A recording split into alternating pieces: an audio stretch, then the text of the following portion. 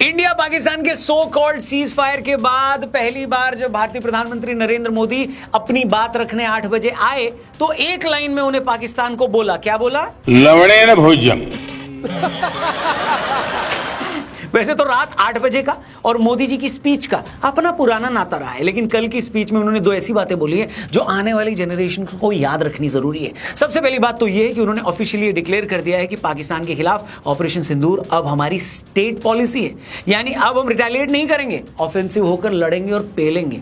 अभी हमारा राइट है, हमारी ये रिस्पॉन्सिबिलिटी भी है कि पाकिस्तानी स्पॉन्सर टेररिज्म को उसके अगेंस्ट में हम जब चाहेंगे जहां चाहेंगे वहां एक्शन लेंगे। दूसरी सबसे बड़ी बात यह है कि अब भारत न्यूक्लियर ब्लफ नहीं सहेगा, यानी इस स्पीच में उन्होंने इनडायरेक्टली ये बोल दिया है कि पाकिस्तान का न्यूक्लियर प्रोग्राम अब क्या होने वाला है राहुल जी?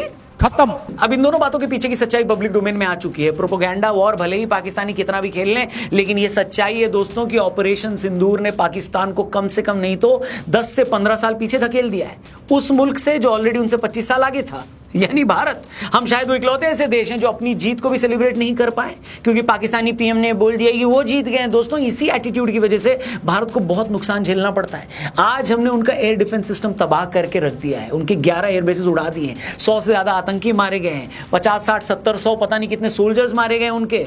लेकिन सबसे बड़ा नुकसान हुआ है उनके न्यूक्लियर एसेट्स को टारगेट करना। हालांकि हमारे एयर मार्शल AK भारती जी ने मुस्कुराते हुए बड़े ही सहज अंदाज में कह दिया कि भैया हमें नहीं पता वहां क्या था। मतलब समझ रहे हो, अंदर तक पेलने के बाद मासूमियत देख रहे हो। Is there a confirmation that we actually hit Kirana Hills? Thank you for telling us that Kirana Hill houses some nuclear installation. We did not know about it. Okay. And we've not hit Kirana Hills, whatever is there. तू समझा? हाँ, नहीं, तू समझा नहीं। बोले ये बात इतनी ज्यादा खतरनाक है कि पाकिस्तान को USA और इजिप्ट से बोरोन मंगवाना पड़ गया, ऐसा सोर्सेज बता रहे हैं। ये वो चीज है जिससे रेडिएशन के खतरे को कम किया जाता है, लेकिन वहां के गांवों को, अभी भी अगल बगल के गांवों को खाली कराया जा रहा है। सीधा सा हिसाब है, इस टाइम पाकिस्तान का न्यूक्लियर प्रोग्राम खतरे में है।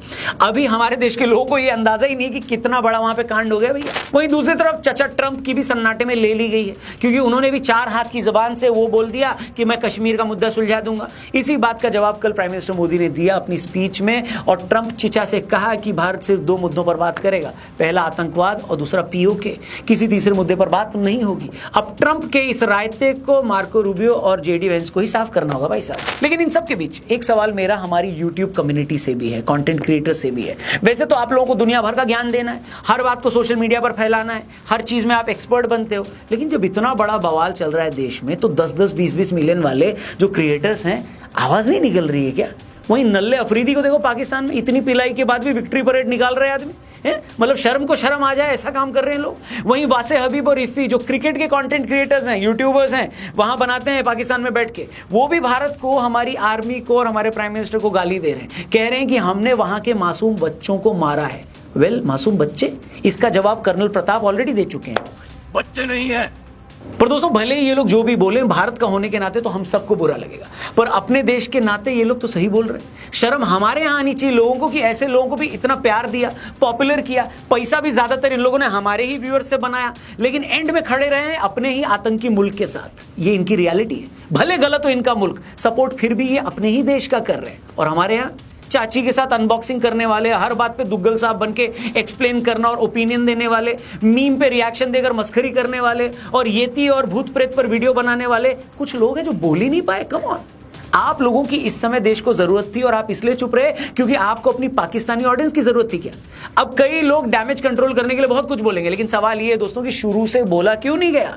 जिस दिन से पहलगाम में हमला हुआ उस दिन से पाकिस्तानी, वहां के कंटेंट क्रिएटर्स, वहां की मीडिया सिर्फ एक ही बात बोले जा रही है कि भारत ने ये सब कुछ खुद जानबूझ के करवाया, जबकि सच्चाई उनको भी पता है कि उनके यहां से आतंकी यहां पर आए थे। लेकिन हम लोग सच जानते हुए भी बोल नहीं पा रहे हैं। मजबूरी क्या है? चुप क्यों है हम लोग? वैसे तो हमको दुनिया भर का फ्रीडम ऑफ एक्सप्रेशन चाहिए। अपना कंटेंट अगर आप लोग बना रहे हो तो उसको बनाते रहो, लेकिन जब बात उनको एक्सपोज करने की हो तो ये मान के चलो, कॉन्फिडेंस रखो कि आप लोगों की रीच बहुत ज्यादा है, उसको यूज करो। एक होके यहां पर बोलने की जब जरूरत है तो इतनी शांति और सन्नाटा क्यों है हमारे कंटेंट क्रिएटर्स कम्युनिटी में? मेरे को समझ में नहीं आ रहा है। वहीं अपने देश के लोगों से भी यही कहना है कि आपकी सेना और आपकी सरकार ने जो अचीव किया है ना, उसे दुनिया देख रही है, समझ चुकी है। आज जो भारत ने किया है वो US और चाइना की नींद उड़ाने वाला है। इसलिए इस बात को लेकर रूठी मौसी मत बनिए कि अरे POK लेना था ना, लेना था क्या, लेंगे। लेकिन फिलहाल हमने जो उनकी ले ली है ना, जो चीज जिसके दम पर वो पीओ के लिए बैठे थे, जल्द ही पीओ के भी लेंगे। फिलहाल तो भैया हम उनके प्रोपेगेंडा वॉर से लड़ रहे हैं। सोचिए पाकिस्तान ने क्या बोला था, आदमपुर एयरबेस को अटैक किया गया है, S-400 तोड़ताड़ दिया गया है, लेकिन आज आपके प्रधानमंत्री नरेंद्र मोदी वहीं पर मौजूद थे, सैनिकों से मिल रहे थे, भारत माता की जय के नारे भी लगे। भारत माता की जय, भारत माता की जय। बताइए क्या ये दम पाकिस्तानी पीएम में है कि वो किराना हिल से नूर खान बेस पर जा सके? आज उनका आर्मी चीफ अपने बंकर से निकलकर अस्पतालों के चक्कर लगाकर वहां घायलों के गाल सहला रहा था, लेकिन अंदर से उन्हें भी पता है कि हमारी फौज ने उनका क्या क्या सहला दिया है। वहीं बीएलए वाले लगातार पाकिस्तानी सेना का भरता बना रहे हैं, सैकड़ों की संख्या में उनके सोल्जर्स मारे जा रहे हैं। पिछले 24 घंटे में उनकी आर्मी के 60 ठिकानों पर अटैक हुआ है। एक आर्टिकल आया कि बलोच विद्रोहियों ने पाकिस्तान आर्मी की कमर तोड़ दी। एक्चुअली तोड़ी कुछ और चीज गई थी, इन लोगों ने कमर लिखा है। यानी पाकिस्तान एक फ्रंट की लड़ाई हार चुका है, अब वो 0.5 फ्रंट की लड़ाई लड़ेगा यहां पर, जो भारत के अंदर ही है, और उस 0.5 फ्रंट के साथ हमें भी लड़ना है। उस लड़ाई में ट्रंप हलवाई भी क्रेडिट लेने आएगा, चीनी चाउमीन भी अपना मसाला ऐड करेगा। फर्क इससे पड़ेगा दोस्तों कि आप और हम कितने अवेयर हैं। खैर पाकिस्तानियों, अगर आप ये वीडियो देख रहे हो तो अपनी सरकार से जरा पूछना कि उनका न्यूक्लियर प्रोग्राम सुरक्षित है या राहुल जी खत्म।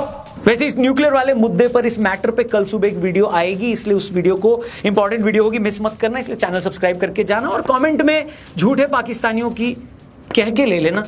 थैंक यू फॉर वॉचिंग, जल्दी मिलते हैं। जय हिंद, वंदे मातरम।